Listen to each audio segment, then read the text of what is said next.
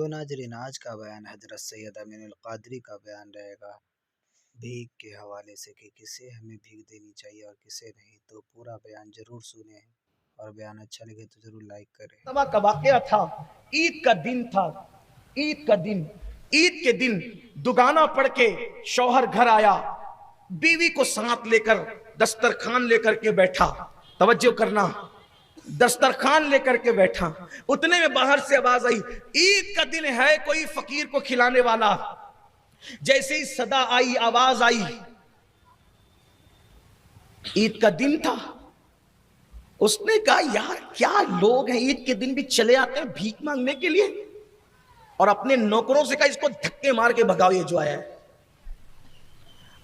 قرآن کہتا ہے اگر کوئی آپ کے پاس بھیک مانگنے آئے اس کو بھیک نہیں دے سکتے ہو نا، اچھی بات کہہ کے اس کو ٹال دو۔ کوئی بھیک مانگنے ہے نا، آپ اس کو یہ کہو بھائی بابا معاف کرو جاؤ نہیں دے سکتے، اچھی بلکہ اچھی گفتگو کہہ کے ٹال دینا یہ صدقہ دینے سے بھی بہتر ہے۔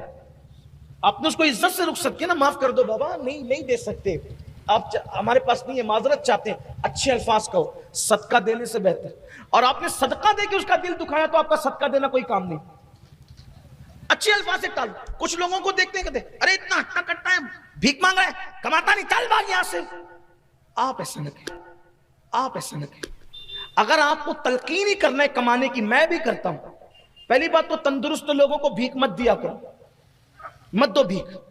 بلکہ کچھ لوگوں نے تو ہمارے شہر میں دھندا بنا لیا ہے، چھوٹے چھوٹے باپ جو وہ کوڑیاں کھیل رہا ہے، باپ تاش کے پتے کھیل رہا ہے، شراب پی کے پڑا رہتا ہے، جوا کھیلتا ہے، عیش کرتا ہے، چھوٹے چھوٹے بچوں کو بھیک مانگنے پہ لگا دیتے ہیں۔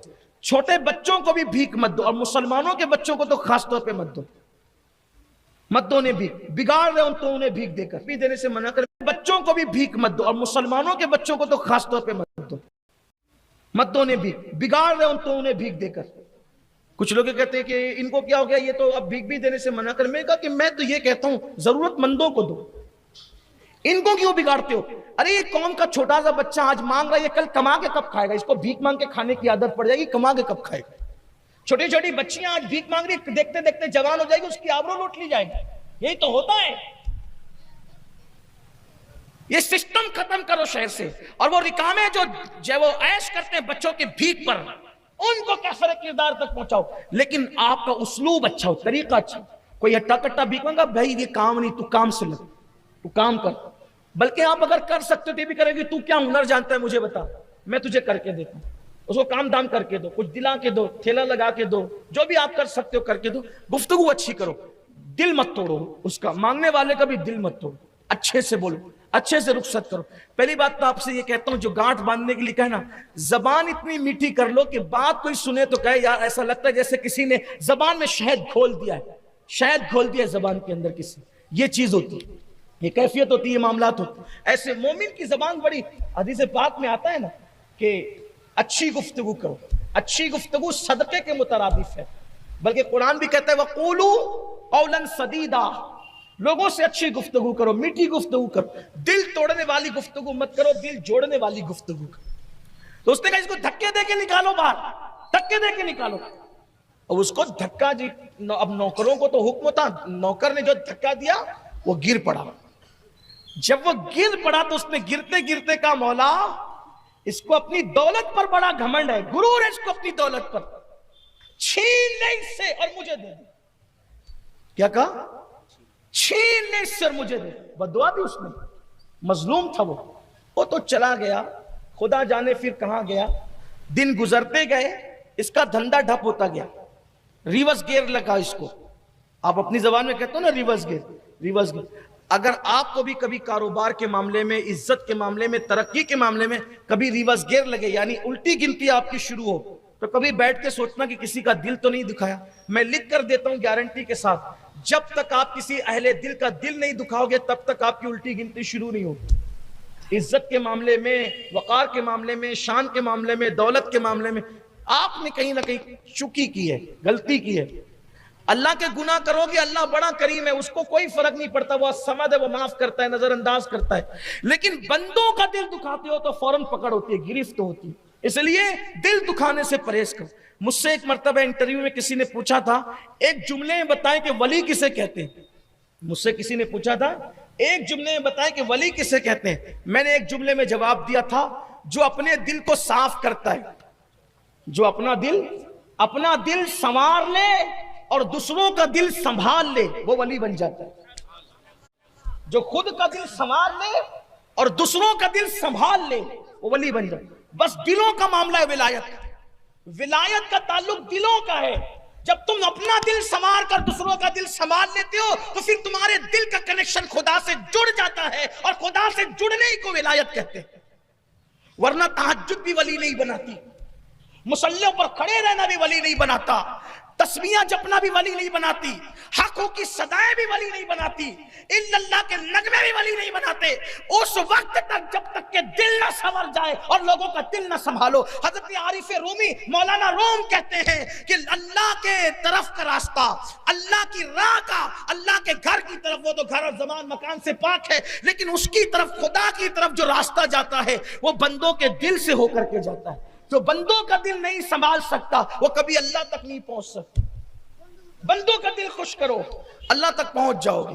تو عرض یہ کر رہا تھا, اس کی الٹی گنتی شروع ہوئی, کاروبار ڈھپ پڑنے لگا, یہ ہوا وہ ہوا, دھیرے دھیرے دکانیں بند ہوئی, کاروبار بند ہوا, نوکر چاکر غلام یہ وہ سب چلے گئے. آخری میں کھانے کو محتاج ہوا. جس کے گھر سے اپنے مالیگاؤں کے محاورے میں کہہ سکتے ہیں کہ سونے کا دھواں نکلتا تھا, اب اس کے گھر میں کھانے کو پریشانی ہے. اس کی بیوی نے کہا میں آپ کے ساتھ اس مصیبت اور مشکل میں نہیں رہ سکتی, آپ تو مجھے کھلا بھی نہیں سکتے, مکان بھی آپ کا بک گیا, میں کہہ رہا ہوں کہ میری عزت پہ حرف آئے گا, آپ مجھے طلاق دے دیں. اس نے طلاق دے دی, وہ اپنے میکے چلی گئی. یہ چند ہی مہینوں میں پورا کھیل ہو گیا ایک بد دعا کی وجہ سے. کبھی کبھی بد دعا کا اثر برسوں بعد ہوتا ہے, لیکن ہوتا ضرور. بد دعا کبھی نہیں چھوڑے گی, جیسے بد دعا پیچھے لگی رہتی ہے آدمی. ایک شخص بیمار پڑا, بہت تعویذ کیا, بہت دبابا کیا, بہت ڈاکٹر وغیرہ کیا. وہ اس نے مجھ سے, میرے کچھ احباب ہمارے حافظ مقصود صاحب سے کہلوایا کہ ذرا سید صاحب کو کہو کہ استخارہ کر دیں. تو میں نے انہیں کے سامنے, اس نے کسی غریب کو مارا تھا, اسی کی بد دعا سے اس کو بیماری لگی. دیکھیے میں نے ان کو بتایا بھی, انہوں نے دیکھا بھی, حافظ صاحب نے اپنی آنکھ سے دیکھا. یہ حالات, میں آپ کو ڈرانے کے لیے نہیں کہہ رہا ہوں, یہ حقائق ہے. چند مہینوں کے اندر اس کا مکان بکا, نوکر چاکر غلام یہ سب تباہ برباد, بیوی بھی خوبصورت گئی. اب یہ بندہ مانگنے لگا بھیک. توجہ, یہ جو سیٹھ صاحب تھے وہ بھیک مانگنے لگ گئے. اب اور جب بھیک مانگنے لگے کیا ہوا پتا ہے, پھر عید آئی. وہ عید آئی, اسی دروازے پر ایک فقیر آیا اور کہتا ہے آج عید کا دن ہے, کوئی کچھ کھلا سکتا ہے. اسی مکان میں, جو مکان کل تک کسی اور کا تھا آج کسی اور کا ہے, اسی مکان میں دونوں میاں بیوی بیٹھ کر دسترخوان سجا رہے تھے کھانا کھانے کے لیے عید کے دن. جیسے آواز آئی ہے کوئی فقیر کو کھلانے والا. اس مکان کے مالک نے کہا بی بی اٹھو اور پہلے اس کو کھلاؤ, بعد میں ہم کھائیں گے. اٹھو, اپنے ہاتھ سے اس کو کھانا دو, وہ فقیر کو, پھر ہم, آج عید کا دن ہے.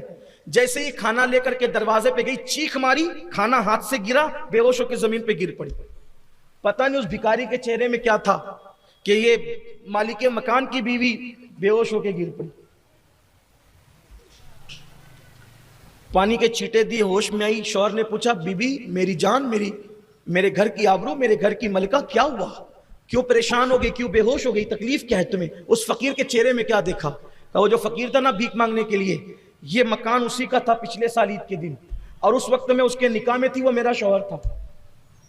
پچھلے سال عید کی بات ہے, مکان یہ اسی کا تھا, وہ میرا شوہر تھا, بہت مالدار تھا, بہت اللہ نے دولت سے نوازا تھا. پچھلے سال عید پر اسی وقت ہم کھانا کھانے بیٹھے تھے, ایک فقیر آیا تھا بھیک مانگنے کے لیے, اور وہ بھیک مانگا تو اس نے کہا دھکے دے کے نکال دو. جیسے ہی نوکروں نے دھکا دیا وہ گر گیا. گرتے گرتے اس نے کہا اللہ اس نے مجھ پہ ظلم کیا ہے, اس کی دولت چھین کر مجھے دے. پھر پتہ نہیں وہ فقیر کہاں چلا گیا. اس نے کہا کہ تمہیں بتا دوں وہ فقیر میں ہی تھا.